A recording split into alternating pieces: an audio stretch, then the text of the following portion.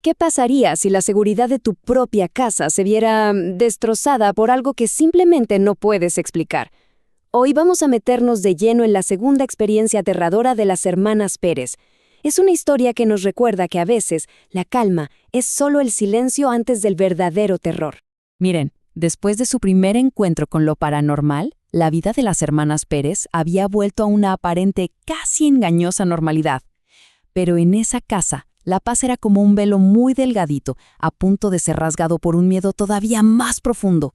Para que podamos entender de verdad la magnitud del terror que estaba a punto de desatarse, primero tenemos que sumergirnos en esa falsa calma. Porque así era la vida de las hermanas, justo antes de que todo volviera a cambiar para siempre. A ver, meses antes, una mano rosada y un golpe totalmente inexplicable las había dejado muertas de miedo. Pero bueno, el tiempo tiene esta forma de suavizar los bordes del miedo, ¿no? Y convierte un evento traumático en una simple anécdota de terror. El presente era tranquilo, normal, casi aburrido. La rutina se convirtió en su refugio, en su lugar seguro. La casa se volvió a llenar de risas, de juegos de mesa y de la luz del televisor. Ellas mismas se convencieron de que estaban a salvo, de que lo que había pasado antes había sido una cosa rara, una anomalía, y nada más, un cuento para asustar a los amigos y ya.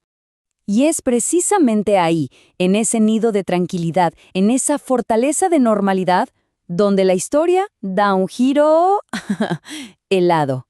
Una tarde como cualquier otra, se convierte en el escenario de una visión que va a desafiar toda lógica. La escena no podría ser más ordinaria, de verdad. Imagínense, 4 hermanas y su amiga Nancy hipnotizadas por la tele.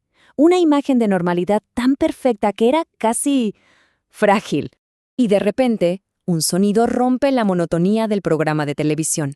Pasos. Pesados, deliberados. No venían de la calle, ni del piso de arriba. Venían de la sala de al lado. Una sala que ellas sabían que estaba completamente vacía. Todas las miradas, al instante, se apartaron de la pantalla. Pero no fue solo un sonido, ¿saben? Fue como una corriente helada que recorrió la habitación, un peso en el aire, una certeza compartida, instantánea e innegable, ya no estaban solas. Alguien, o algo, estaba allí con ellas. Todas las miradas se clavaron en la puerta de la otra sala, y ahí estaba, una figura, vestida con un impecable uniforme blanco de médico y, lo más raro, unos zapatos deportivos. Pero lo más perturbador no era la ropa, era la ausencia de un rostro. Y lo imposible. La puerta y la ventana de esa habitación estaban cerradas con llave. No había forma lógica de que alguien hubiera entrado. El silencio se hizo pedazos con la voz temblorosa de Nancy. Sus palabras eran una mezcla de terror y una extraña validación. O sea, no se estaban volviendo locas. Las 5 habían visto exactamente lo mismo. La aparición era aterradoramente real. Esa confirmación fue la chispa que encendió el caos. Lo que siguió fue una batalla frontal entre el pánico puro de las chicas y el muro de incredulidad de su madre, que se negaba rotundamente a aceptar la pesadilla que acababa de despertar en su propia casa. La reacción fue instantánea, una mezcla de miedo y adrenalina. Sonia, que era la más audaz, corrió hacia la habitación para enfrentar al intruso, mientras las demás la seguían, buscando desesperadamente una explicación lógica. Pero no había nadie. El hombre de blanco se había esfumado, así, sin dejar ni un solo rastro.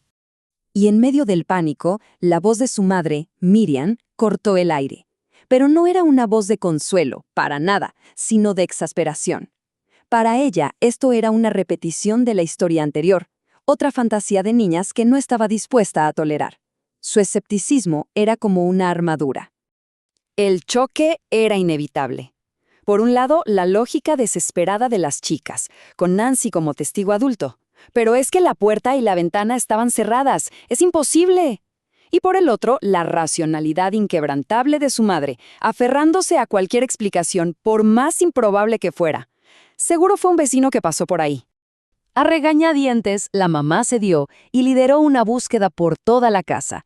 Revisaron debajo de las camas, dentro de los armarios, cada rincón oscuro. No encontraron absolutamente nada, ni un solo rastro. Para las niñas era la prueba de lo sobrenatural. Para la madre, solo un misterio más profundo y frustrante.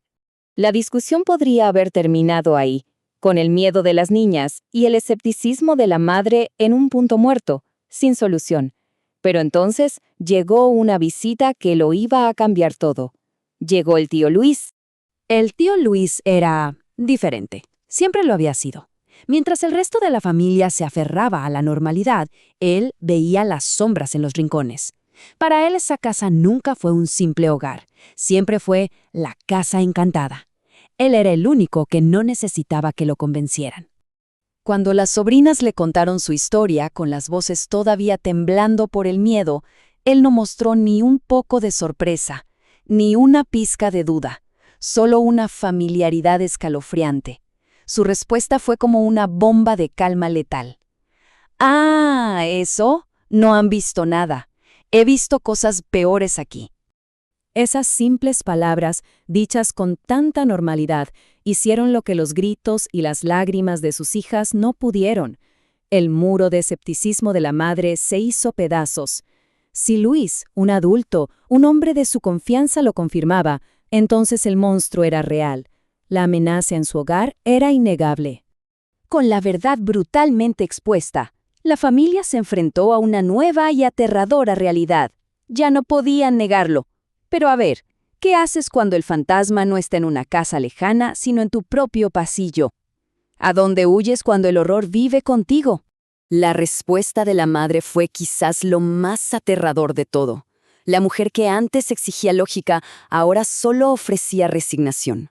Sin un lugar a donde ir, su único consejo fue: tendremos que aprender a convivir con estas entidades. Y recen. La negación había muerto, y en su lugar había una sombría aceptación. El efecto fue inmediato. El concepto de hogar, como un lugar seguro, se había evaporado. Esa noche, ninguna cama se sintió segura, ninguna habitación se sintió vacía. Las 4 hermanas se acurrucaron junto a su madre, buscando protección en la misma persona que horas antes se había negado a creerles. El miedo ahora los unía a todos. Y así, la historia nos deja con las mismas preguntas que atormentaron a la familia Pérez. ¿Quién era esa figura? ¿Un fantasma? ¿Una premonición? ¿Un guardián silencioso? Este segundo evento no trajo respuestas, solo la escalofriante confirmación de que no estaban solas, y nos obliga a preguntarnos: ¿cuántos de nosotros convivimos con fantasmas que simplemente hemos aprendido a ignorar?